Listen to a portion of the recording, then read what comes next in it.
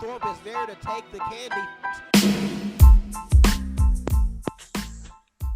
What is going on, everybody, and Happy New Year?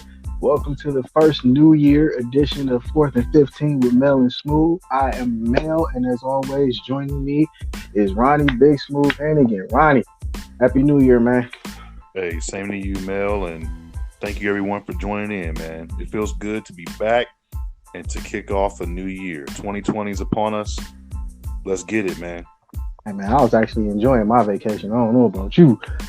But, all right. Before we get started, this segment is brought to you in part by Flow and Balance Yoga. If you want to get your stretch on, or if you just feel like getting some added chi, head on over to Flow and Balance Yoga Studio. You can visit flowandbalance.life for more details. Okay. This is becoming a trend, and I don't like it. So we're just going to start with this, just not to bypass it or anything, but just get it out the way because it's kind of heartbreaking. But over the new year, we had two deaths within the football and basketball world. First, former Cincinnati Bengals head coach Sam Weish passed away at 74, and former NBA Commissioner David Stern passed away at 77. For those that don't know, Coach Weish was one of the coaches of the Tampa Bay Buccaneers during their, what you would call, bad. And he got the job over with Cincinnati and took them to 2 Super Bowls. So, he wasn't a bad coach, and he just inherited a bad team in Tampa Bay. And he's most notably famous for his "You Don't Live in Cleveland" speech. So for those that don't know what that speech entails, just go look it up on YouTube. And for those that, once again, don't know, former Commissioner David Stern had been in commissioner of the NBA for a long time, and he finally retired a couple years back. So our condolences are with both families, and we're praying that we start off 2020 a little bit better with, no more deaths, at least not anytime soon. Absolutely, Mel. And like he said, prayers go out to the families that have lost these two great coaches and also commissioner as well. I just feel like with David Stern, not to go too much into it, but what he did for the NBA was just groundbreaking, to propel them forward and to see how far they've come. There's always been great talent to come through the NBA, but just from a marketing perspective and the way that he ran things and how the rules were created, I felt like it definitely put them in a better light, and also made it more fun to watch. So, shout out to David Stern. Yeah, He really did, man. yeah, he did. All right. Moving on from that, we'll take a different approach this show. And we're going to start off in the NCAA because, as we all know, we all saw it. But once again, Ohio State falls to Clemson in a controversial way, but they fall to Clemson nonetheless. And it brings me to question, do you think these referees and these rule changes and the replay scenario itself needs to be revamped going into next year? Because as we all saw, once again, there was a play that basically changed the momentum of the game. And a Clemson player catches the ball, takes 3 steps, fumbles the ball. Ohio State picks it up and scores. Upon replay, they decide that it was a catch and an incompletion. I'm not buying that. I don't know about you, but I'm not buying that. Now, yes, disclaimer, we are both Ohio State fans, but when it's sitting in front of my eyes and it's sitting in front of all of America's eyes, you kind of got to pay attention to it. So again, my question to you, Smooth, is are you buying it? Do you think that they got that call right? For the fumble, no. I felt like that definitely was a fumble for sure. The thing is, there could be argument when it comes to, the the ball being secure, what that actually means, whether it's just you having two hands on it and having locked in for those, steps that you're taking, or whether it's up against your body.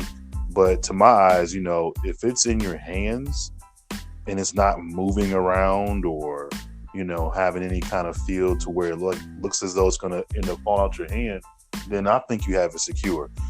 You're always taught to obviously catch it and bring it into the body to prevent stuff like that, obviously. But the thing is, though, at the end of the day, that definitely was a fumble. I do feel like that kind of just sucked everything out of them with everything else that was going on. And yeah, we could get into, discussion about other blown opportunities in the red zone and stuff like that. But that is one of the biggest ones that happened that night where you're just like, look, after that, if I'm a player in that game, I'm kind of looking at it and like, do we have a chance? I mean, at this point, are we even going to be able to win this game? Like, there are a lot of things that may have turned around mentally in that game just based off that alone. So I do agree with you for the momentum swing. And also I feel like it definitely was not a fumble at all. So, yeah, that's kind of messed up how that went down, man. And not only that, like I said, you're right. We can go into that conversation all we want, but it's no point because it is what it is. At the end of the day, Ohio State still lost. But that's a 14-point swing if you think about it, because when that play happens, Ohio State goes up. It's what? 23-16 at that point, or 23-0 at that point. Mm-hmm. And then right behind that, Williams goes down and scores a 60-yard touchdown on the run after the pocket breaks. So in essence, you're really looking at a 14-point swing because 7 gets taken off the board for Ohio State and gets put on the board for Clemson. Now Clemson has the momentum going into halftime, knowing they get the ball back. Yep. I like I said, you don't have a right to complain because you left opportunities on the field. But when it's that blatant, something's got to give. There's no way you can pay me or tell me that, oh, well, once you catch the ball, you have to make a football move. In my mind, and what I was taught, a football move is however many steps you take after you done caught the ball if you're a receiver. Yep. The replay shows he took 3 steps with the ball secured in his hands. Right. Not only that, once that ball is secured in his hands after the second step, the ball comes out going on the third step. 3 steps, you lose the ball. That's a touchdown. That's a defensive touchdown, no matter how you put it. Exactly. And for the refs to take that away, I feel like, yes, Ohio State left opportunities on the board. But let's not forget, before that, they were dominating Clemson in offense and defense. So there's no way you tell me that wasn't a big momentum swing and kind of a screw you, in essence, to Ohio State. Yeah, that was just horrible, man. I mean, my thing is, especially with all the replay rules and things like that, it just doesn't make sense how you have the ability to review it a second time and you still with the evidence are saying that it's something that is good, to where you're like, oh, nope, he ended up being, not having control of the ball and it was a incomplete pass and we're going to go ahead and just, say it's down or whatever. And I just don't get that part. I really don't. Yeah, that was BS to me. We're always taught as players, don't leave it in the refs' hands. But when the refs pull something like this and then they review it and take a substantial amount of time reviewing it, right, you still get it wrong. And then come to find out, the Big Ten officials the next day even said the replay officials got that wrong. It's a fumble and a touchdown. So that's pretty much throwing salt on an already open wound that's probably not going to close till next season. Exactly. It'll be interesting to see how things pan out. Right now, you have so many players on the team that's like, hey, I guess it's my time. Let me go ahead and go to the NFL. For anybody who's eligible, coaching changes, things like that. So it'll be a pretty interesting offseason to see what this team does going into this upcoming season in 2020. But yeah, man, it's just going to be real crazy to see how the program, bounces back from that. They'll definitely be a good team, obviously. But when you have all these different changes happening and then something like that kind of goes against you, it's just hard mentally on you. And it'll be interesting to see how that plays out. So, but yeah, I agree with you, man. I feel like the review just wasn't what it was supposed to be. It just doesn't make any sense to me at all with this one for sure. Yeah, and it's on that. It wasn't on regional TV. That's on national TV, so everybody sees this. I don't care if they're Ohio State fans, Clemson fans, LSU fans. Everybody saw it, and you can't sit there and say, "Oh, it was a good call." No, it wasn't a good call. Everybody saw it. You blew it. Absolutely, and like I said before, we're having the replay ability. And being allowed to look at that a second time and still get it wrong just makes no sense, because the last time I remember seeing there was a couple times I've seen a really controversial play call like that, or not penalty, but flag or whatever, or botch play or whatever you want to call it. I remember the Miami Ohio State national championship game. There was a controversial pass interference called against Miami in the first overtime, and that definitely was the end of the game. But there was no replayability at that time frame. They weren't doing that yet. And then essentially, more overtimes happened and OSU got the title.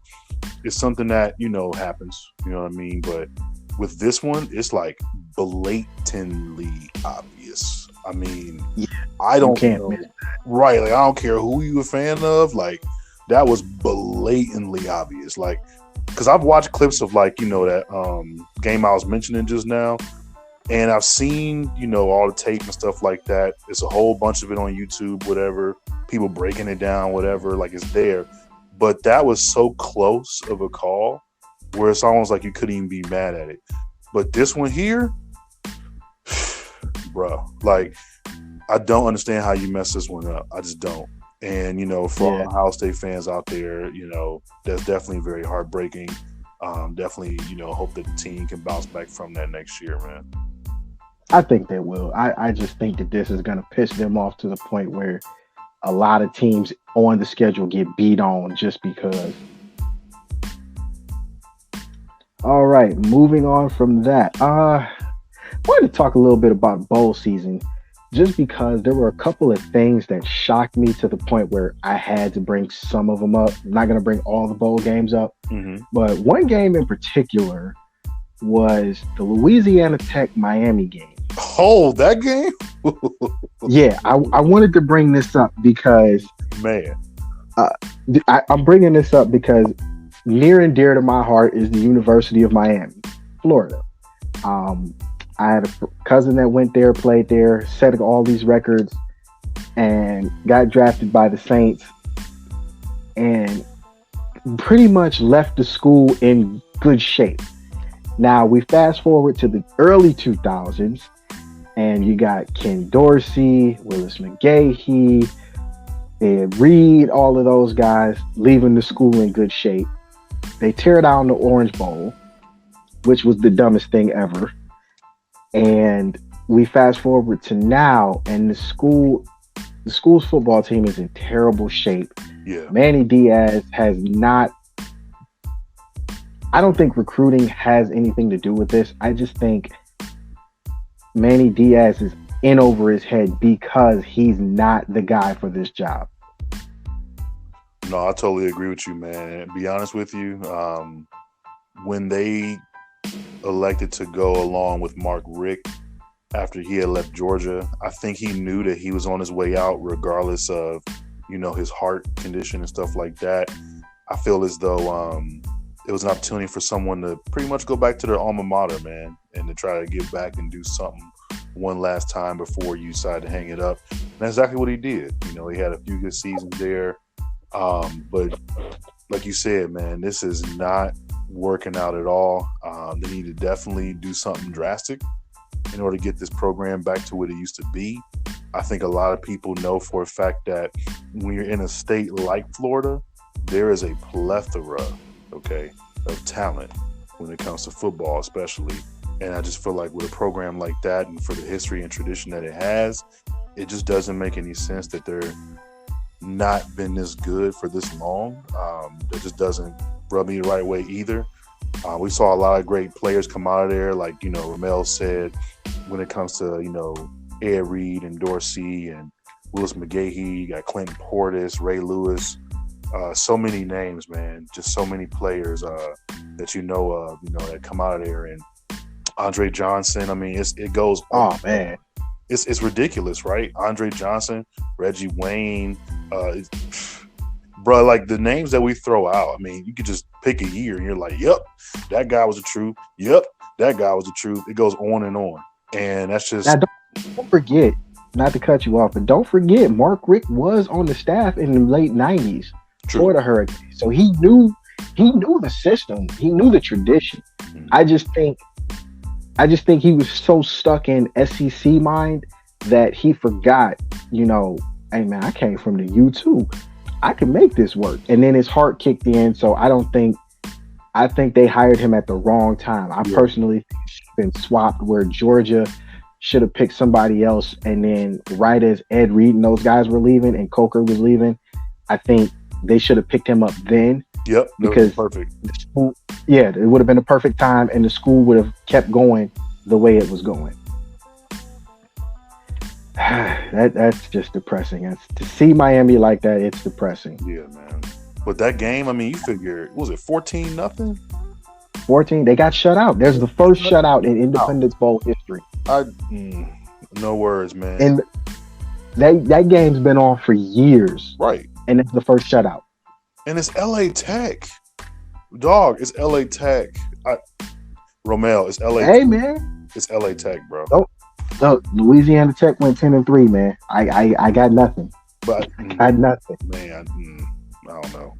I ain't gonna say they had a bad season, nothing like that, and that they're not that good, but I mean, not even a field goal, bro. A field goal. Not even. Man, okay. All right.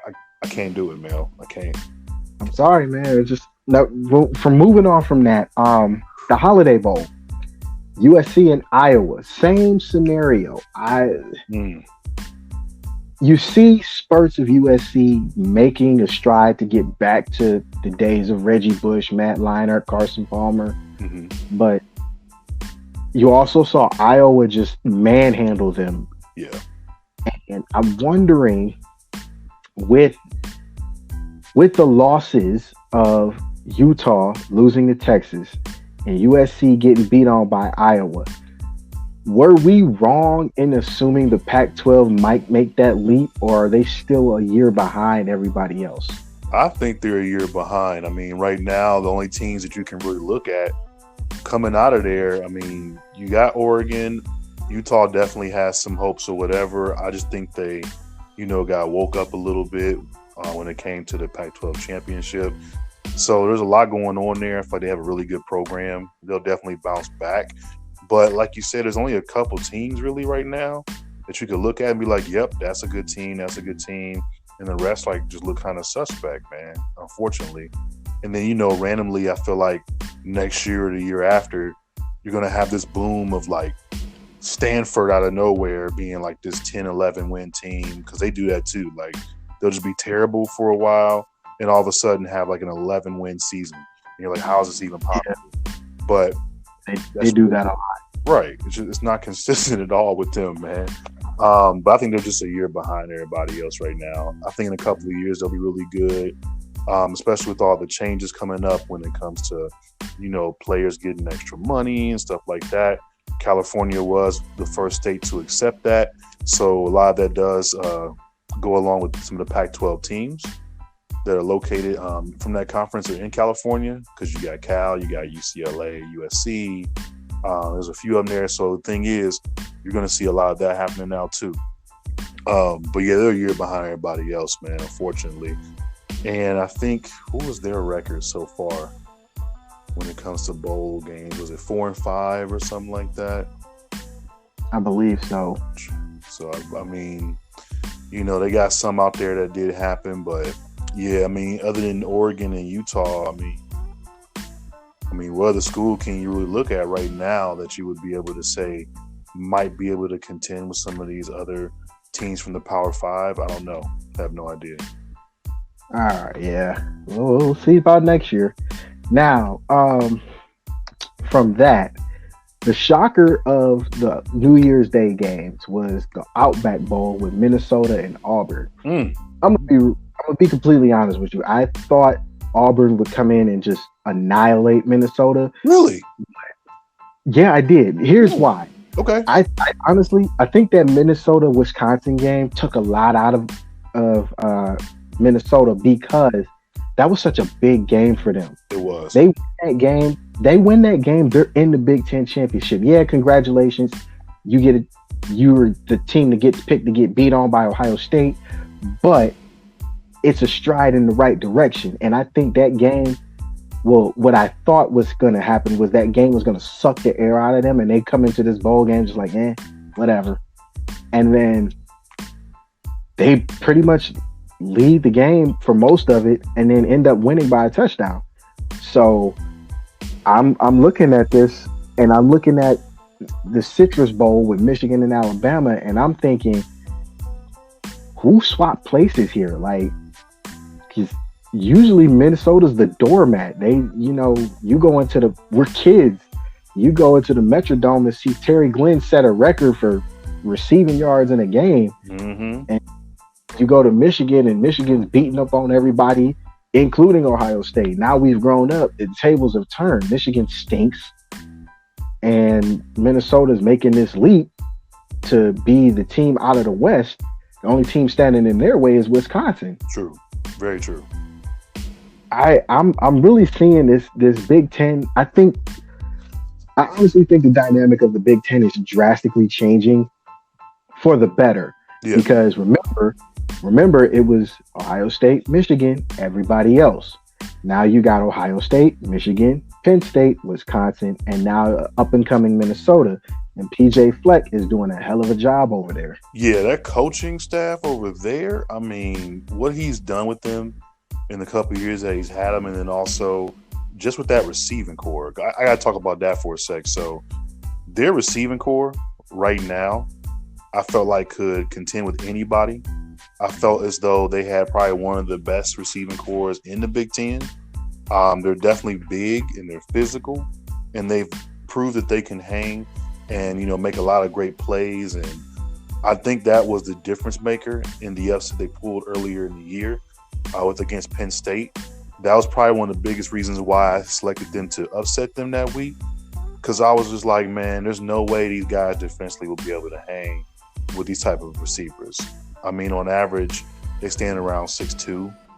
They have a lot more weight on them, a lot crispier route running, stuff like that, things that definitely matter. The majority of them will be back next year. So it'll be interesting to kind of see what they do. But yeah, man, I felt like with this game against Auburn, I felt like it could be either way.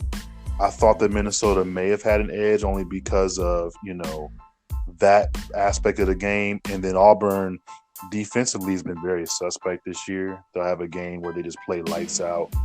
They'll have a game where they just act as though they forgot they had a game that day. So they're consistent with them too, you know what I mean? And I don't know, man. I'm glad that Minnesota got this win. I really am, because at one point they were definitely, a team that you would look for and be like, man, we got to be careful against them because they might pull that one against us, you know what I mean? But it's good to see them back in action and to be kind of back to where they were, 20 years back. Right. All right. With that, we're going to take a quick commercial break. And then when we get back, we're going to touch the NFL, and we're going to break that off into two segments because there's a lot we can discuss on that one, and I think we should discuss. So we're going to take a quick commercial break, and we'll be right back. All right, and we're back. And this segment of our show is brought to you in part by Train Like Rambo at New Life Fitness Camp. You want to get that beach body ready? You want to just shed a couple pounds? Train Like Rambo. If you want any more details, you can email Abe Taylor at abetaylor@gmail.com, or Abe Taylor Senior rather at gmail.com, or contact him at 704-216-704-8344. Again, that's Train Like Rambo Fitness. So shout out to Abe and his training. And you want to get your beach body back for the summertime, that's the way to go. All right. NFL. It was wild card weekend. We're gonna start there because this is the easy part. Wild card weekend, and once again, I was let down and I was shocked. And the shockers came in when Minnesota went to New Orleans and come out with the overtime win, 26 points.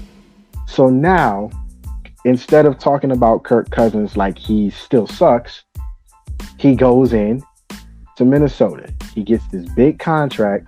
He wins not necessarily wins the division, but he puts up a fight in the division, takes the Minnesota Vikings to the playoffs for the first time in God knows how long, and he wins a big game. Now, let's be real about this, because this has been his stigma since he was at Michigan State. He couldn't win the big game. He finally wins it. Now your only problem is next week you got to go to San Francisco. We gonna go. Nick Bosa and the rest of that defense gonna put a hurting on you. I'm looking at this game now. I think the Vikings have a lot of confidence, but I don't think their defense is built to stop the run game of San Francisco and the play action pass coming from San Francisco. Garoppolo's been on fire the last couple of games. Even though they split them, they still beat Seattle, won the division. Where do you see this particular game going next week? Man, I'll be honest with this game. I definitely don't see Minnesota winning this one. I'm going to even go out on a limb here and say that they end up losing by 10 or even more. I feel like 10's the minimum. It just doesn't like it's going to be close at all. Yeah, bro. I don't see it being close. I feel like you said, the defense is just not going to let up on them at all. A lot of different stunts and blitzes. I mean, their front four is enough. They don't really need to blitz anybody. You got that front four like that. They're all former first-round picks. You know what I mean? So this is going to be a lot of talent across the board anyway. On top of that, too, like you said, the run game for San Francisco is very crisp. They rotate a couple of guys in there. It's be interesting to see what they do with that. Because the thing is, you got to remember, their ideology and how they run their offense is based off of a lot of conversation between that offensive coordinator and Kyle Shanahan. And meanwhile, what Kyle Shanahan can do with the run and how he uses that to set up play action, or the different reads that he gives the chance the quarterback to have, whether it be one or two reads or whatever. It's very simplistic, but it works. We saw it work for Atlanta, right? And that got them to a Super Bowl. We saw how that worked in Cleveland actually as well too, back when before we found that Josh Gordon was smoking and stuff, right? So during that time frame, what happened is Cleveland, if people remember, was 6-2 out of the first 8 weeks, right? Right. A lot of that was a fluke, obviously, because they had a breakdown defensively and a couple of things that happened, typical stuff. But the thing, though, is that was Kyle Shanahan's offense. And a lot of that issue they had that year was the Hasms, once again, stepping in, doing too much, and forcing them to start Johnny Manziel. So no one cares. He sucks. That was that. We're not gonna touch that. Yeah, we're not gonna touch that guy. But I'm just saying. The main point though is Kyle Shanahan's a mastermind when it comes to running the ball and also how he runs his offense. Right. The offensive coordinator's done a great job. Kyle Shanahan actually has taken a step back and isn't trying to be the head coach, play caller type, which is pretty cool to see him do because he has a lot of pride in offense. So that was pretty good to have him, step up and say, hey, I hired you for this job. Let's talk about what you're going to, try to do, but I'm going to give you the reins. And I'm definitely glad that he did that. With Minnesota, like you said, Kirk Cousins in the big game. I mean, he did against the Saints, right? That was cool, but the difference was defense. the Vikings definitely stepped it up against them. Seeing they win against the top wide receiver in the league as well, and Michael Thomas, top overall receptions as well, setting a new record this season for that. He had 7 catches, I believe, for 76 yards, but they kept him out of the end zone. So that was pretty cool to see. And that was the big story of that. You keep Michael Thomas out of the end zone and you make everybody else work. That speaks volumes for your defense. Absolutely. It speaks volumes for the defense. Not only do you shut down Michael Thomas, but you also shut down Jared Cook. Because remember, he's been lighting it up the last few weeks too. Very good compliment to Michael Thomas. Right. So shout out to them what they did on defense. But like you said, man, San Fran got that 1-2 punch. If you're not going to get it on one side of the ball, you get the other side of the ball. Either way, you're going to get hurt. It'll be interesting to see. But yeah, 10-point minimum, bro. Sorry. Okay. Oh, I got nothing. I see, just because of Minnesota's defensive stand that they had against the Saints gives me the impression that they can hang with San Francisco for at least the first half, and then it gets out of hand because that's when San Fran usually grounds and pounds you to death. Mm-hmm. So I'm thinking that first half is going to be entertaining, and then San Fran is just like, you know what, we got a Super Bowl to win. Screw you guys, we're going to take this now. Absolutely. So I'm hoping Kirk Cousins can motivate at least the offense to keep pace, but it remains to be seen. All right, from that one, the letdown in the NFC. Seahawks, like I said, go into Philly and beat Philly. But that wasn't the letdown for me. The letdown for me was, once again, Carson Wentz gets hurt, does not finish a playoff game. Oh, man. Is it time to give up on him just because he's injury prone, or is it just the fact that he's just one of those guys? He's blessed with talent, just can't stay healthy. I think it's the latter of the two, man. I feel like you give him one last shot. He definitely is injury prone at the wrong time. He has that ability to be one of those, regular season heroes to where he's going to give you the minimum that you need or more to get you into a playoff game. But like you said, man, same thing happened before when they went on their Super Bowl run. Right? Nick Foles comes in and pretty much takes the job and does what he has to do to get them their ring. And like you said, Carson Wentz just isn't staying healthy, man. He needs to be. But I would give him one more season, just kind of see what happens. He is young, so he's got some potential and years ahead of him. So I'm hoping that it's not one of those things where it slows him down or changes his mechanics or anything like that as far as him recuperating. But, shout out to what Philly has done with the team. I feel like that definitely was a good pick for them. He just works for their program and what they're trying to do on offense. So, I don't know, man. We'll just see. Let's hope he can get healthier. And at this point, you might as well hire a new strength and conditioning coach. Yeah. Yeah. And with that one, Minnesota goes to Minnesota goes to San Fran, and then the Seahawks go to Green Bay, which is supposedly going to be cold as all hell this weekend. Mm-hmm. So we already know how it is when you go to Green Bay and you got to play in January, and it's open. It's an open stadium. So Absolutely. Good luck with that. And don't forget, man, Aaron Rodgers out here, doing his thing, and hey, it's worked all season for your quarterbacks, man. Well, not all quarterbacks, but it's something about the porn stash, man. I don't know what it is, man. He's got to keep it. Where did they come up with that term? Like, I get it. It looks like an 80s or 70s porn star, I'm assuming, but do you have to call it that? Can you call it something else? It's just kind of creepy, man. It makes them look so weird. It does look weird, and the term itself, I believe it comes from a couple things, but we'll use this reference just for the sake of listeners.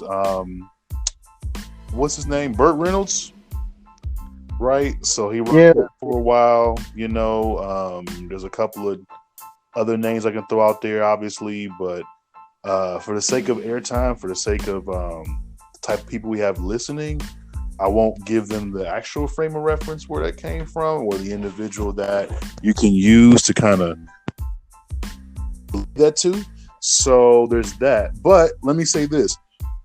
It's working for him. I hope that in offseason he cuts it off. I think it's starting to look kind of gross on him. It worked for, what's this man's name? Gardner Minshew? I mean, he was playing in Jacksonville too. It doesn't really count. Well, yeah, it don't, but I just felt like what he's done with them and how they're doing down there. But yeah, man, I think Rodgers definitely has an edge in this game. Going into Lambeau Field, man, and it's cold like that. Nobody likes it.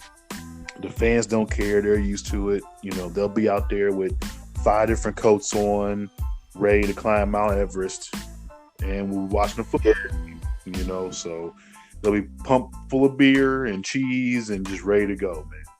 So, yeah. All right. From the NFC, we move to the AFC. And the first wild card game of this Saturday was Bills and Texans. So I got to say, this kind of reminded me of the reason it reminded me of this is because what was it? 30 years ago, almost 29, 20, something like that.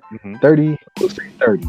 We witnessed as kids the greatest comeback in NFL playoff history when Frank Wright quarterbacks the Buffalo Bills, and he leads them in the greatest comeback of damn near all time against the Houston Oilers. Yes. And, they end up going to the Super Bowl off of that. This one, not so much. Texans win in overtime 22-19. I'm thinking in my head, Houston extracts a bit of revenge because that one kind of was like the telltale of where Houston was going after that. And, the Bills ended up going to 4 straight Super Bowls, and it hasn't been done since. But the thing I wanted to take away from this was Josh Allen's play. Josh Allen was literally lights out. Granted, they didn't score a lot of points, but the man played his ass off. He was 24 of 46 for 264 yards. He also ran 9 times for damn near 100 yards. Did you think... I'm not going to ask that question because it's kind of redundant, but for the sake of sports, you have to ask it. Do you think the Browns might have got this one wrong or might have misfired on this? Because Josh Allen, these last couple of games, or most of the season rather, was lighting it up and then took his team to the playoffs. Well, that's the thing with Josh Allen. I mean, we knew coming in that out of that quarterback selection this past season, he was probably one of the more athletic ones underneath oh my goodness, Lamar Jackson. Goodness, how could you forget Lamar Jackson? Outside Lamar Jackson, right? How can you, right? Outside Lamar Jackson, Josh Allen definitely was one of the more athletic ones too, coming out there, and we definitely have seen him all season make plays with his feet when he absolutely has to. He doesn't have plays drawn up for him to do that, but when he sees it, he does it, man, and makes it work. It's very quick, whatever. He can get north and south very fast as well, too. So if you have a bunch of open green in your defense, man, Allen probably going to run it, just letting you know. But with him, man, I feel like it works for that offense as well, too. Him coming to Cleveland wouldn't have worked at all, especially with Kitchens calling plays. It just wouldn't have worked out at all for him. I'm glad that he's there. He'll definitely thrive. I would definitely suggest that they get a couple more weapons around him. Them having John Brown and Cole Beasley was definitely huge this year. So shout out to the GM for doing that, because that definitely turned that team around offensively. But in this game, it was hard to see him put in that much work to be lighting up like that, him to have that many yards on the ground. And then also his running back was the primary receiver. I mean, he has 7 receptions for like 70-something yards as a running back. Singletary, I was like, okay, so we're going to throw the running back the ball. We're going to have a quarterback run the majority of the rushing yards and throw. They were just trying to figure some things out. You know what I mean? So hats off to them what they did this season. They definitely proved that they belong, in the discussion of being like a top 10 team power rank. Defensively, they had a really good run too as well. So, the Bills have definitely done some great things. It'll be interesting to see what they do in the offseason and how they look to improve more on both offense and defense. Right. Yeah, we'll be looking. They gave New England a run for their money. And speaking of New England, the other wild card game, Mike Vrabel, former New England Patriots linebacker, goes into New England and pulls off the upset, 20-13. Now, the interesting storyline with this was the second half of the game. New England does not score any points. None.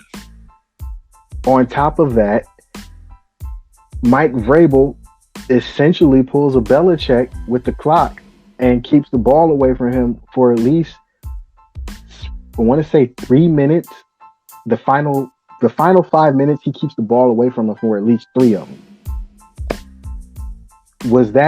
Is this a changing of the guard as far as the Belichick coaching tree showing that they can play that game just as well as he can, or was this just a lucky strategy that paid off? I think it's changing, man. I feel like, we're at a point now where the last, let's say, 20 years, just to round it off, have been, dominated by the ideology of what Belichick's done. I feel as though, with him choosing to leave his former team, going over to New England and making that happen, which is amazing.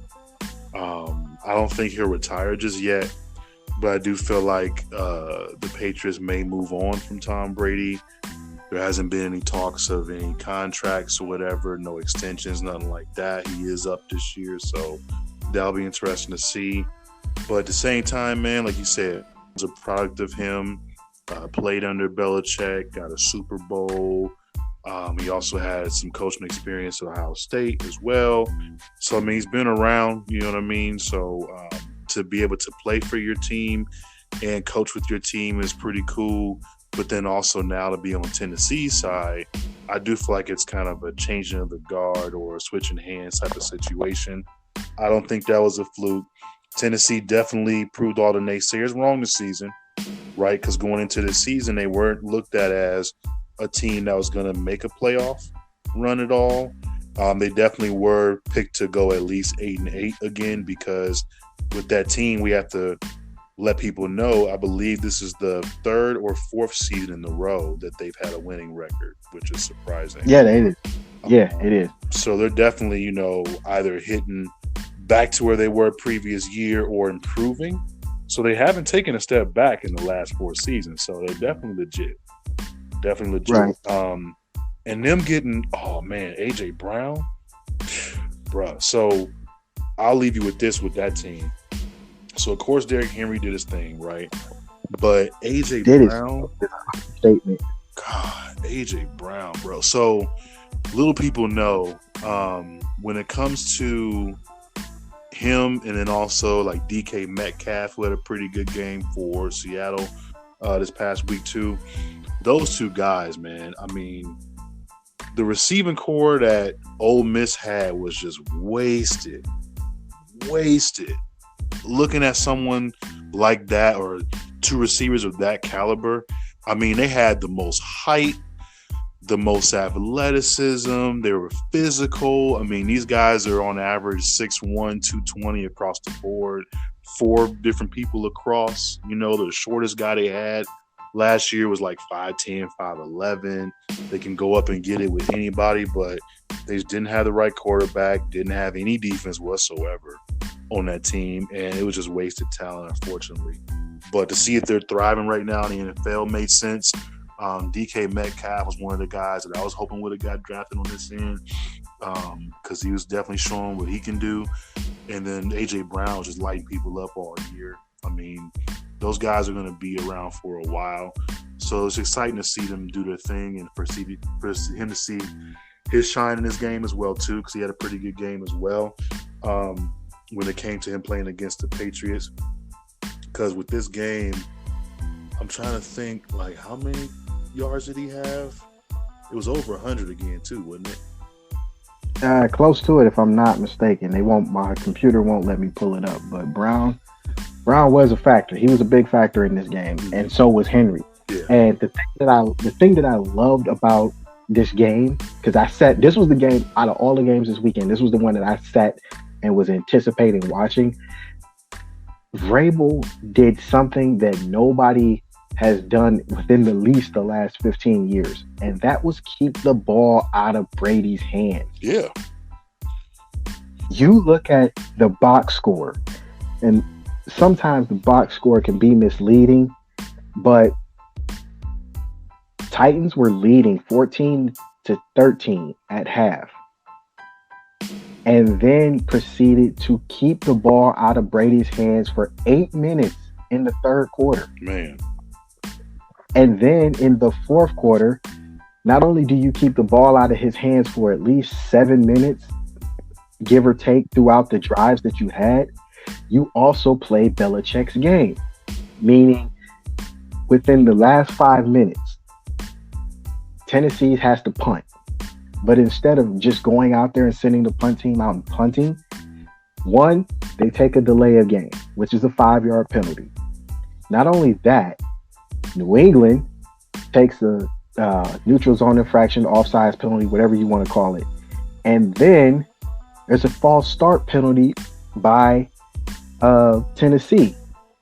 Now, the rules state if the offense penalizes themselves 3 times in a row, it's a unsportsmanlike conduct penalty. But to see the transition of delay a game, neutral zone infraction, and then a false start, and the clock still moves, shows you Vrabel is going to be that coach that pisses Belichick off to no end every time, because he knows him. Yeah. And he knows, well, if Belichick's going to do this, I'm going to do this. And it worked, because it took 2.5 minutes off the clock. So now, and then you pinned him on the 1 yard line and end up getting a pick six to end the game. True. Which is funny saying that, because we can't say that Brady didn't throw a touchdown today. Well, Just to the wrong team. hey, yeah, he did. But the crazy part about it was that was all due. That pick six was due to Tennessee's defensive line. Yep. Because they zoned him out a lot. He had a few open targets, and a lot of drops came with those passes throughout that game. Like a lot of plays. Even Edelman dropped a few. And you know, Edelman got some of the best hands this generation of receivers. Very true. So it was shocking to see that, but I was also relieved that it was a team out there in the NFL that said, I'm not scared of Belichick. I'm gonna go in here, I'm gonna hit you, I'm gonna play ball control. If you beat me, then you're a hell of a coach. And this day, I'm not gonna say Belichick got out coached, but it shows that his former players know how to play against him. I totally agree, man. And I feel like if there was one team that was going to take them out, this was it, you know. And I had said something online about how I felt regarding the game, and I still stick with that, man. I'm glad the Patriots lost, but I just don't like Skip Bayless, bro. I don't.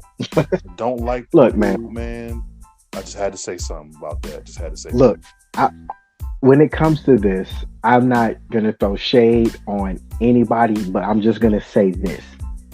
Skip Bayless does not deter me or affect my day in the slightest. And here's why. Skip Bayless played, I think, 1 year of college basketball, maybe. Whatever the case was, he did play college basketball. But at the same time, he's never stepped on a football field. Never. So if you've never stepped on a football field, there's nothing you can tell me that's going to prove that you know more about football than I do. And for him to tell Shannon Sharp, you know, I've been around football longer than you, so I know hand signals. or whatever it was that he said, it kind of threw me for a loop. I was surprised that Shannon didn't choke the life out of him right then and there. Yeah, exactly.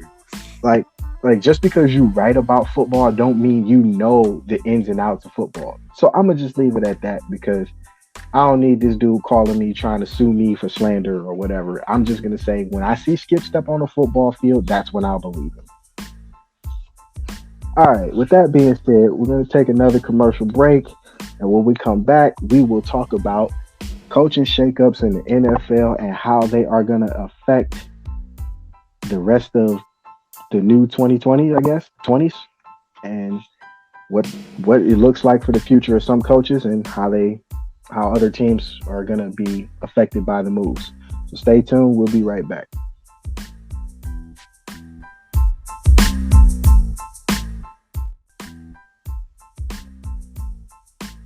All right, and we're back. And this segment of our show is brought to you in part by Supreme Clean Car Wash. Need your car wash? You just want to get it shined up real quick, get the salt off from the winters in the salt trucks? Go to Supreme Clean Car Wash, located at 441 West Avenue in Talmadge, Ohio. Supreme Clean Car Wash will get your car clean in no time. All right. You were actually the first one to bring this up to me. There were a lot of coaching moves, and some we knew were going to happen, some we didn't know were going to happen. First one, no surprise to me, Dallas moves on from Jason Garrett. I'm not a big Dallas fan, so I'm just going to let you take this one. I'm just going to throw my 2 cents out there and say that this was something that was long overdue, because I don't think Garrett connects with his players anymore. And because I don't think he connects with his players anymore, he essentially lost the team over time. No, I agree with that, man. Here's my thing. Garrett spent, 13 years? 10 years, 13 years? He spent a very long time with Dallas, right? We'll just say that. And first of all, let me clear the air and say that he wasn't fired. His contract ended. He was scheduled to be done this year anyway, right? So he met his fulfillment, and they decided to move on. People are like, oh, man, Gary got fired. When your contract ends, it's not firing. That's just like saying, okay, here I am, playing for a certain team. I was there for 3 years, and then I signed with somebody else after my contract was up. It's not that, you got waived or anything. Your contract was up. Your service is no longer needed. And now they're going to move on to somebody else. Yes, you can say they moved on from him. But to say he got fired, it's like, okay, contract is up. It's not really a firing. So people who are saying that online, whatever, I would advise you to, maybe consult Merriam-Webster or whatever you got to do. That's not a firing. So I'm going to get that 2 cents off my chest. Secondly, when it comes to Garrett, like you said, he doesn't connect with his players. And there was a whole rant.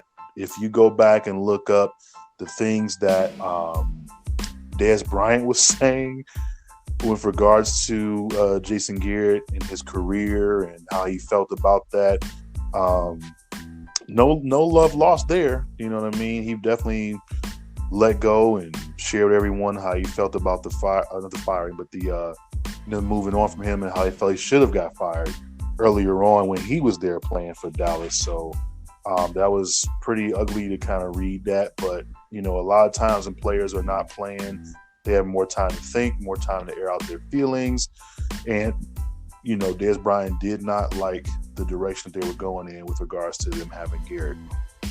Now, as far as the coaching changes and things like that, of course, there's a lot of different ones going on.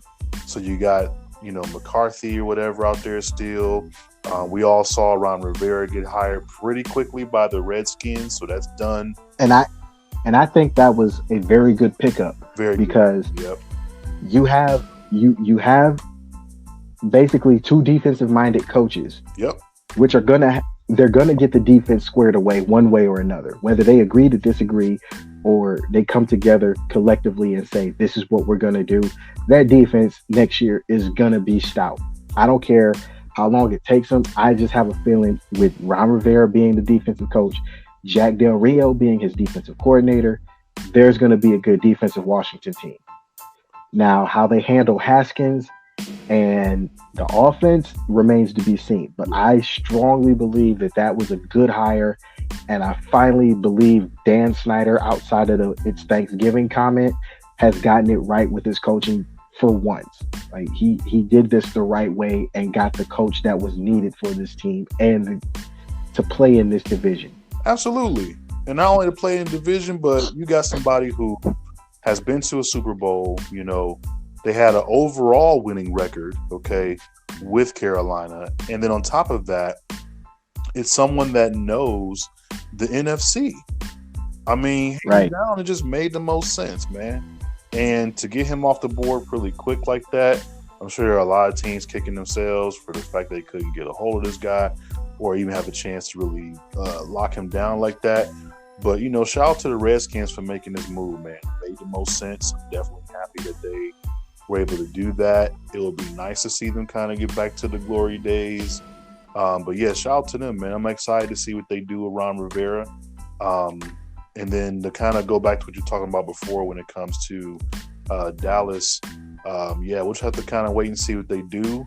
I have a feeling they're going to end up probably going with McCarthy. You know what? I was thinking that too. And the reason I was thinking that was because since we're on this subject, I'm just going to cross it off my list right now because we're probably going to end up going into it without even thinking about it. The Browns have their eyes on Josh McDaniels. And because they have their eyes on Josh McDaniels, yes, Mike McCarthy got the interview. He probably, will get a second interview. But let's be honest here. McCarthy wants too much power. Yep. And the power that he wants as a coach, the Haslams already have. And as you can see, with firing Freddie and then letting go of John Dorsey, I kind of believe this. First off, let me be clear. I am in no way, shape, or form a Browns fan. I am a football fan. So as a football fan who happens to be a sports journalist, as you are as well, the move to fire or let go or whatever you want to call it, the fact that John Dorsey is not there is kind of a dumb move. And the reason it's a dumb move is because here's the facts. Had it not been for a power struggle between him and Andy Reid in Kansas City, he'd still be in Kansas City building a Super Bowl team. True. Now, the Kansas City that you see now in the playoffs, yes, good team. But if John Dorsey stays, great team. Yep. Super Bowl team, AFC championship team. He's not there. And essentially, not subpar, but underachieving Kansas City team. He comes to Cleveland. He's got a shitload of salary cap space. He brings in Odell on a trade. Yes, you let go of your best offensive lineman, but you got a big play wide receiver to complement your 1,000-yard slot receiver in Odell. And you have Jarvis as your 1,000-yard slot receiver. Now you have a 1-2 punch in the backfield by adding Kareem Hunt with Nick Chubb. So not only do you save Nick Chubb's body, but you give Kareem Hunt a second chance to make plays in the NFL. And he did that this year. On top of that, your defense, although undisciplined, made plays, made hits. Dirty hits, but hits nonetheless. Now you let him go in the midst of building this team. What do you do from here that's going to pay me as a coach to believe that I should take this job? That's a good question, man. Especially right now, what they got going on. I mean, you figure Dorsey came in and single-handedly revamped this entire roster. I mean, it's to the point where you got the team who became the second franchise in NFL history to not win a game. And then all of a sudden the next year, You go 7-8-1, and then the following year, yeah, you had a disappointing season, but the talent level, it just doesn't make any sense that you would let him go at this point in time. With someone like that to come in here, even in a city like Cleveland, because for what we have seen over the past 20 years with this franchise, right, there's been players who have come and gone that were pretty decent, right? But to have a talent, players to come and pick up a check, right? Exactly. But then to have a team put together like this, of this caliber, even with the disappointing season they had, even put them all in the same room, the same locker room, to even be on the same field together was just crazy. Like, to even hear about the trades happening and what Dorsey was doing, all the draft picks he got stocked up. Because at one point they had like 13 draft picks at one time in 1 year. You're like, how do you do that? How do you have 5 draft picks in the top 2 rounds just to play around with? You know, stuff like that. I mean, he was a mastermind, man. And to let him go right now, or mutually part ways, they call it, the professional way of saying I fired you. Look, man, it just doesn't make sense. That was the dumbest thing I think I've seen them do in the past 20 years, to be honest with you. They've done a lot of dumb stuff, but that was the worst move that you could do right now. Seriously. Yeah, it was. It was. And my thing was this. Again, I have to look at this as you and I both have to look at this as players, because we were players. Yeah. When you see your front office, mainly your general manager, doing things like this to build the team to at least contend for the division and sneak in as a wild card, and you fire him, why do I need to be here? Why do I want to be here? Right. And as a coach, why do I want this job? You don't keep a coach longer than 3 years. So what do I need to do coming here? Okay, I get it. Josh McDaniels has been on your list for however many years. Hugh Jackson was supposed to be the quarterback whisperer. He ended up being the Cracker Jack box guy. But when you show me and you show the entire league, you have one of, if not the best general manager you can possibly afford. Yep. And you let him go and say, we're going to start this thing over and we're going to do it how we want to do it. Why would I want to take this job? Because you've already shown me I'm not going to make it through my contract. Not only am I not going to make it through my contract, you can't keep a general manager that's worth keeping. You want to hire an analytics guy. And in my personal opinion, analytics has shit to do with football, because you can't tell me analytics are just as good as actually scouting a player that you might want. What are the analytics going to show me with Carson Wentz? Oh, you know, his stats are up. Okay, his stats are up. But when I get him, he can't stay healthy. What good is that doing me? Exactly. And then, like you said, with analytics, like for football, bro, you have a guaranteed 20 games if you include the preseason, right? 20 games. When you bring in an analytics dude from the MLB, okay, which this is the second go around with this crap, because you had Sashi Brown and then you got Dee Podesta or whatever. I'm sitting here thinking to myself, like, all right, not only are you coming in with this MLB experience, but you're not even bringing in a guy who's won any World Series. So you have that. You can't. And then on top of that, see, like, you just paid Manny Machado all this money, and the only reason he got this money, let's be clear, for those out there listening, the only reason Manny Machado got $300 and some odd million is because the Chargers left. Yep. So because the Chargers left, these businesses, these associations and clubhouses and club people that associate themselves with or sponsors that deal with baseball and football or sports in general, they have no competition in San Diego anymore. So all of that sponsorship money, all that fan money, ticket sales and all that goes directly to the Padres. Exactly. That's the only reason. Manny Machado got $300 and some odd million, and he's probably going to tell after 3 years of playing, he's probably going to tell uh, San Diego, kiss my ass, I'm leaving, and go somewhere to get 400 million. Exactly. This is the only reason D Podesta got this job, because he figured out a way to pay the highest paid player, or one of the highest paid players in MLB history, to get over here to a shitty team, a very shitty team, and make us look good. And we'll try to put pieces in to help you.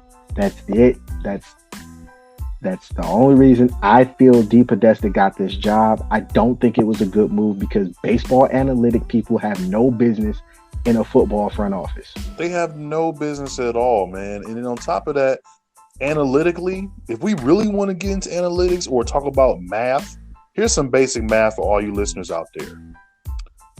What I said before, 20 games, right? 4 preseason games, 16 regular season games. That's all you're guaranteed to play. Playoffs is a bonus if you're decent enough, or if you make the right amount of wins. After that, that's it. You got Super Bowl if you make it. You know, a couple players getting put in the Pro Bowl, but that's a fan thing, whatever. Here's my take on that. If you're guaranteed only 20 games a season, regardless of how good or how bad you are, that's it. MLB, you're playing 162 games. That means you have all the time in the world to evaluate talent. You don't have that kind of time in the NFL. You don't have that type of talent, time frame, or evaluation. You have none of that stuff. You have none of it. So 20 games versus 162. I mean, we're looking at 8 times the more games you're playing. Not only that, you're playing the same teams at least twice a year, over and over again, 3 times in a row, right? So if I want to play the Yankees at home, that's 3 games. But I have to go back and play them at their ballpark, 3 games minimum. Sometimes you got 4 games you got to play these teams, right? Or you get these double headers you have once in a while. It's crazy, man. They have plenty of time to play against these same teams, learn what they're doing, their farm system's checking out that, rearranging this and that. Yeah, analytics you need in baseball. When it comes to football, like you said, Carson Wentz balling out of his mind, but he can't be healthy. It doesn't do anything for anybody, right? Right. So that's just some crap. You know what I mean? Or here's another one for you. San Francisco, them being in the playoffs right now and then probably going to, shut down Minnesota next week. You look at Jimmy Garoppolo, right? He's been a great game manager to this point. But you look at him statistically, analytics would tell you maybe he's not the guy to lead them all the way, because he threw for 26 touchdowns and 13 interceptions. Okay. But his team is in the playoffs. His team's in the playoffs. Therefore, to Romel's point and mine, analytics don't mean anything. You got to go out there and play the game, and you only have 1 or 2 opportunities to make it happen. With their situation, they're playing the Vikings. They haven't seen the Vikings all year. They've seen film. They've done what they can do to kind of brush up on the players that they go against and their styles, but they got this one shot, and that's it. They're out if they lose. Period. You don't have 3 or 4 chances to play this team every single season. Oh, my goodness. Right. Oh, God, man. And the fact that they've started adding analytics to football makes no sense, because there's no analytics that's going to tell you, we've scouted this guy, and based on our evaluation of him in person, he's the guy we want. You're basing your stuff off of numbers. Granted, numbers don't lie. But when you see what you have in front of you, it makes a big difference. And I don't think D Podesta's the guy for this job. I think Dorsey should have stayed here, finished out his contract at least, or you should have extended it to get him to stay.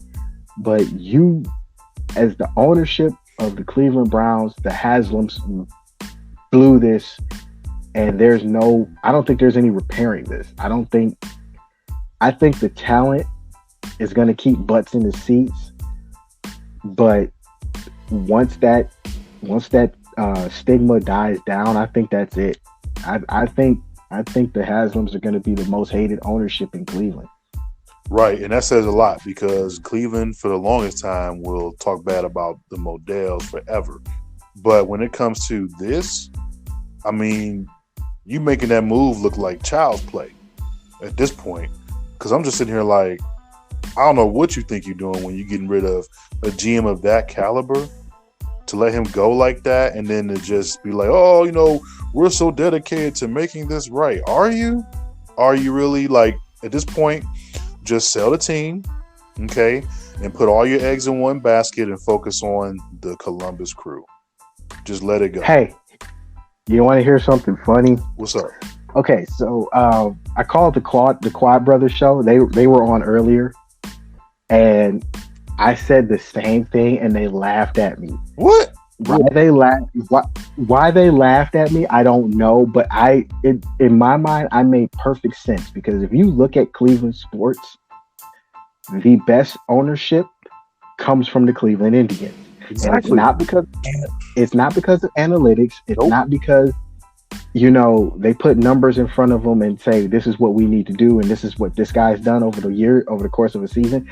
It's because they actually take time not to stick their nose in the business of the general manager, but just to ask and talk and get a feel for what's needed.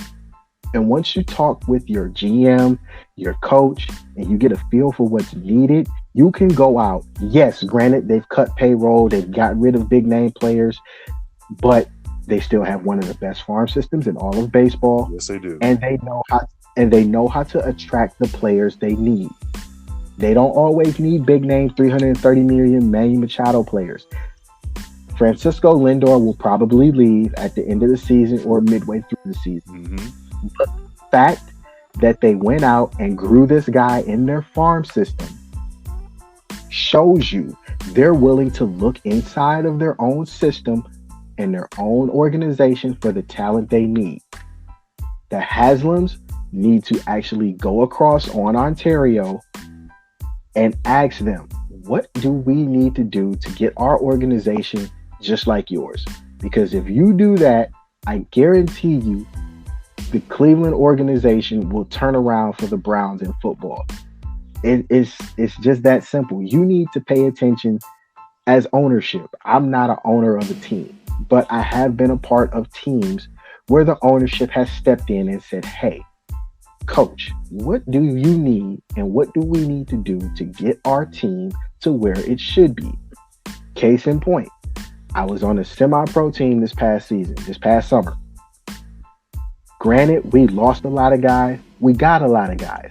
But every last one of those guys on the Northeast Ohio Silverbacks football team was a guy who played his role, who did what he was supposed to do, and it got us to the championship, and we won the championship.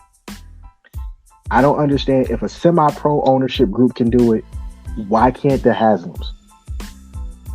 I totally agree with that, man. And I just don't understand. Like, is it pride? Is it like them saying, oh, you know, we've never done this before, but we know we can do it. And, you know, we got people saying that it's not going to work. Y'all need to sell. We're going to prove them wrong and this and that.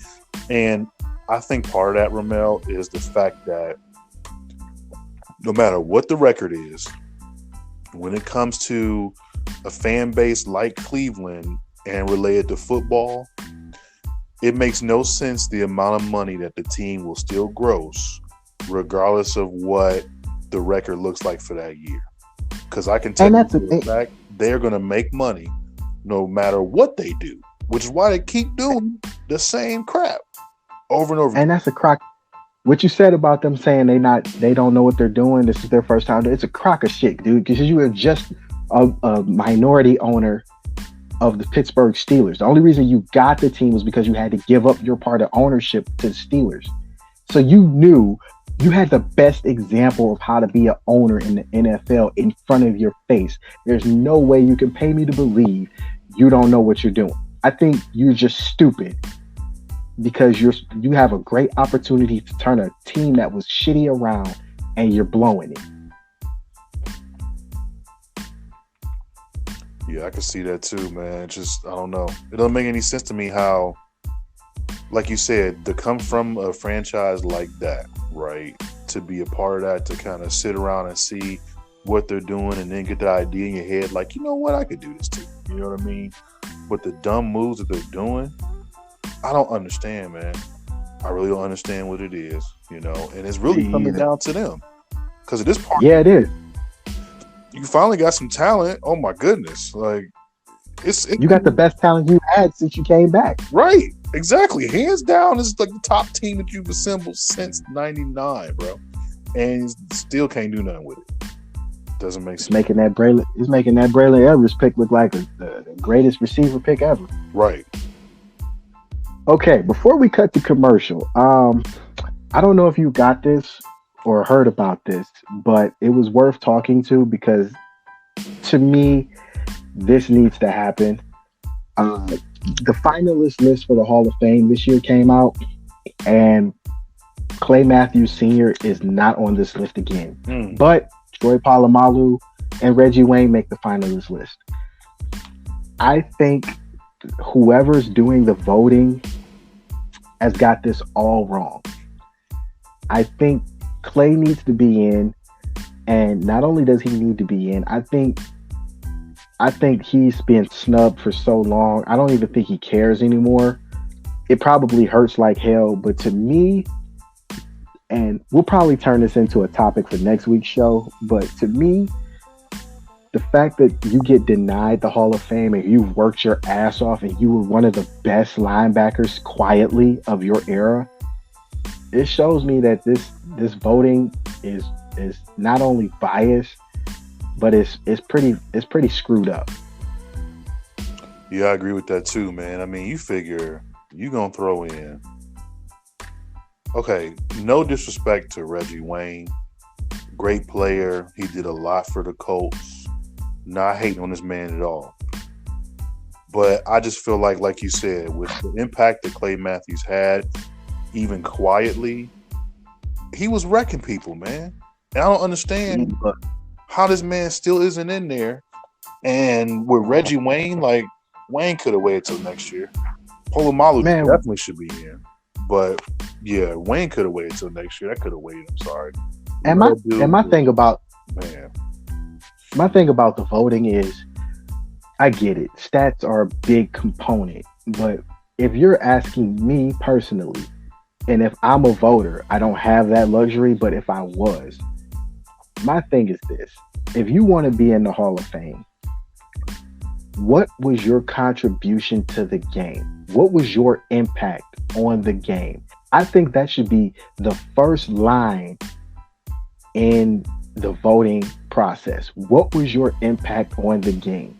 When you look back, guys like Clay Matthews, Brian Sipe, Ozzie, Reggie Langhorne. Mind you, I'm not a Browns fan, but I know these guys were hella good players. Mm-hmm. They made an impact on every game they played. They impacted seasons. They impacted and set a trend for generations of Browns players. That's their impact. Clay Matthews set records for linebackers that probably have not even been broken yet. Why is stats such a big thing? Why is favoritism such a big thing for the Hall of Fame? Right. Why not have that impact? Ed Reed, perfect example. Ed Reed scared Bill Belichick so bad. I don't care what you say. He scared Bill Belichick so bad. He literally had meetings with Tom Brady about Ed Reed. That's Ed Reed's impact on the game. You scared the best coach in all of NFL history so bad, he calls his quarterback to have a one-on-one meeting to look at film and say, hey, you know what? You see what he did to Peyton Manning? We don't want that to happen to you. Right. So this is what we're going to do. You literally had Clay Matthews lining up, scaring quarterbacks. And some of the greatest quarterbacks of his era. Terry Bradshaw, Warren Moon, Jim Kelly. You mean to tell me he can't get in? I think that's BS. I do too. I don't know what their draw is. I'm not sure what the holdup is or why they keep snubbing this dude. But like you said, at this point, he's like, you know what? If I get in, I get in. At this point, if I don't, it is what it is. But I know what I did for the game, and the people that watched the game or that lived through that or even heard of my story know what I did. So that's probably enough. dude, you ain't even got to hear it by story. You can look at his son and know what kind of man that he was. True. It's the same dude. It's the same dude, just younger. All right, folks, we're going to cut to our last commercial break. And this is going to be a special topic because I want to hear your thoughts on this. So this would be a good way to end the show. So, folks, just stick with us. We'll be right back.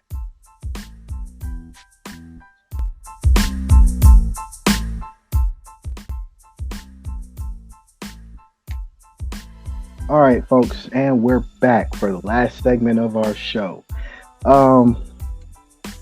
As we've started doing, we did the cover picture contest on our fan page, and ironically, nobody got it, which I kind of figured because I wanted to make it harder for people because one guy who won the contest last week, I still think he cheated, but you know, I can't prove it. I can't prove it. So because I can't prove it, I got to give him the benefit of the doubt. He gave me another topic, which I think is really good. And his topic was, what were your top 3 football games of the 90s? Now, I know you don't play them as much now. I don't get to play them as much now. We're both family men. Got kids at the house. All our stuff's being touched every 5 minutes. But this one, I wanted to see what your top 3 games were. Top 3 football video games of the 90s. That's the era. This is the best era of video games to me. Of the 90s. Oh, that is. I'm gonna say this, man.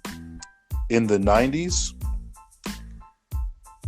to be honest, I was not playing football games. I was actually playing NHL games. Really? NHL 97 was the stuff, okay? Let me tell you. Well, of course. You're fighting hockey, of course. I mean, bruh, back then we talking about the Colorado Avalanche when they had Sakic and Forsberg, and you got the Fedorov team, whatever, with Detroit, and then you got Brett Hull with St. Louis and Mike Modano and Dallas. Like, the 90s was crazy for NHL, you know what I mean? Yeah, well, you know what? You're absolutely right. It actually was. That was a fun time. Oh, man. And only reason Chris Shelley from Chicago. Exactly. The Blackhawks was killing, right? So you got right. That was a golden era for hockey. For me, it was like Wayne Gretzky was still playing with the LA Kings. Okay, so Jesus, bruh. So hey, you know, you already know what it is. Here's my thing, man. And you got little kids growing up watching like Disney's Mighty Ducks, and Cleveland has the Colorado, right? So back then they were the Lumberjacks, and then you got the Monsters, and then someone showed me a recent picture actually of them in lumberjack uniform. Yeah, they're going back to that for a little bit. Oh, that's dope. That's dope. That makes me feel warm. I don't know, man. It's just something about it. Can't help it. So I apologize. I didn't play a lot of NFL or any type of football games in the 90s. Not until the 2000s did I start picking that up or whatever. So like Madden 03 was fun for me to play, things like that. But the 90s, I just didn't really play a whole lot of football games at all. It was all about, you know, NHL 97, MLB games, and then also for me, NBA Live back then was dope. Before, yeah, you know, so there was that. Blazers, man, that was the only game you could play with time. You know what I'm saying? So hey. Well, yeah, that's true. Because up until like '98, Jordan was a registered roster player in every NBA game. Right. So, yeah, a lot of kids don't know that. I you know what? My top 3 games. I know it's gonna sound cliche or weird, but I gotta go. Number 3, Tecmo Super Bowl. Mm-hmm. And the reason is because this was the game before. This was Madden before Madden. Now, for those that don't, for you youngsters that don't know, the NFL had an open license policy. So if you were making a football game in the 90s, you could get a license for NFL players, teams, logos, and there was no stranglehold on it. Not up until Madden finally got the license to make Madden games with the NFL. Mm-hmm. Once they got that partnership, that was it. You never see any more other NFL games because the NFL was so locked in with Madden. And John Madden is such a well-known football coach, Hall of Fame coach, Super Bowl winning coach. You know, just his name alone on the game sells millions. So when you had Tecmo Super Bowl come out and Bo Jackson's the fastest player on the field, period. Christian Okoye couldn't be tackled. You know, the all-out blitz that you couldn't stop. That made for a fun game. That was a game that made you think. You had to go into that game with a strategy. Yep, definitely. Number 2, NFL Blitz. I don't care what you say, but anytime you get to smack a person after the play, that's it for me. It's so fun for me. Bruh, let me say one thing real quick before you jump ahead, man. When you said NFL Blitz, I'm like, dang, that was the 90s. Yeah. I remember going to Blockbuster Video. Let's tell you how old we are. Blockbuster Hey, Video. Whoa, don't tell our age, man. Hey, man, get going there, hoping that you can, get the game rented for 3 nights and getting that game and playing, and because you saw it at the arcade, right? So at the arcade, you like, yo, I'm gonna get real good at this so I can go back to the arcade and whip up on old boy that was taking my quarters from me. You know what I mean? Right. And you see them doing leg drops on them after the play. And elbow drops, suplexing people, and all. That was ghetto ball. That was ghetto ball on TV. That's basically all it was. I'm sorry, I had to say something, man. That was great. I'm glad you said it. No. Yeah, because you could. How could you not? Like, we played football games literally that felt like an NFL blitz game. Right. And number 1, this was a tie for me because one of these games was near and dear to my heart. My uncle, rest in peace, we used to play this game all the time, and it was so fun.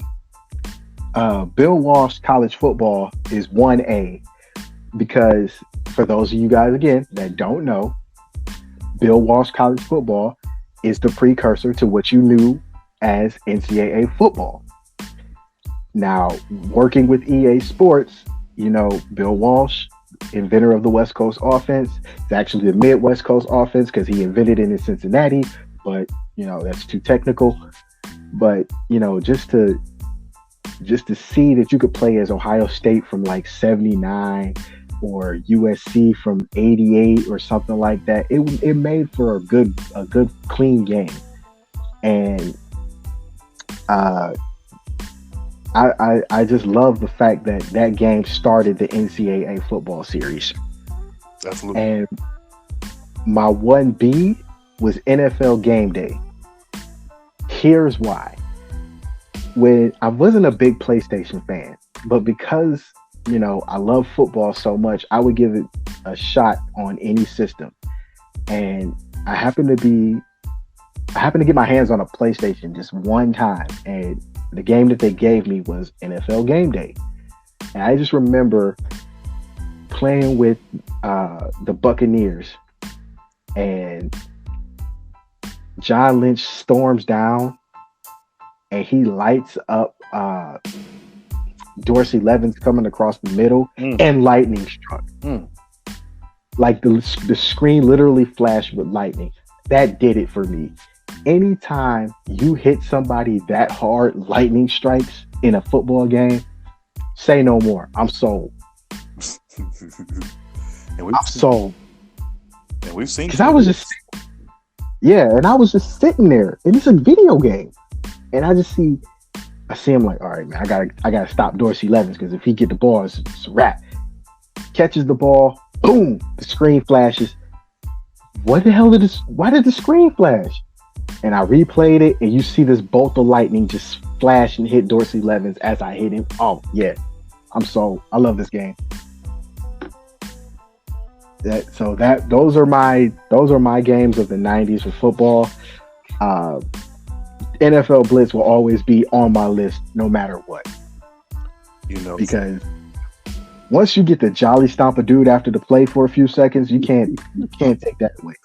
Right. And on top of that, man, makes you feel pretty good because you're like, all right, I know you just went deep on me, but I'm about to give you this elbow drop real quick. Yeah, even if you lose the game, you still get to stomp him after the play. That does it. And then you would click and switch to other players so they could actually be in the air with you. Because if you heard him do it, oh man, he would run and jump in the air, be an elbow drop going, a leg drop going, a suplex about to happen, and then also like somebody kicking the nuts, something like that, bro. It's a gang beating. You can't get no better than that. Right. Memories. Speaking of which, man, one last thing before we go. So this wasn't the 90s, but I remember the top games. It was ESPN powered. It had a first person view from inside the helmet, right? And it was the most affordable PlayStation game of all time. Brand new for $19.99. I'll never forget this. Shout out to you, Dad, for buying this game. Right? Remember, it had T.O. on the front. Oh, yeah, yes. And now for the one-handed catch. What game was that? I believe that was ESPN 2K. Let me go back and look at that. Like 2K1, 2K something. We were in I don't think it was a 2K game. I think it had 2K in it just because. Like 2K Sports was the company or something like that. But it was powered by ESPN. You had your own crib too, because that's when when the Eagles first did their black jerseys. Remember that? With the yeah. I'm trying to look that up. Oh, it was ESPN's NFL 2K5. It came out in 2004. Oh, 2004. Okay, so we were out of high school. But that game was sick. Like, for you to be trying to figure out like how to use your hit sticks right and the spin moves, and that game had a lot of different strategic football plays on it, like real football plays on it.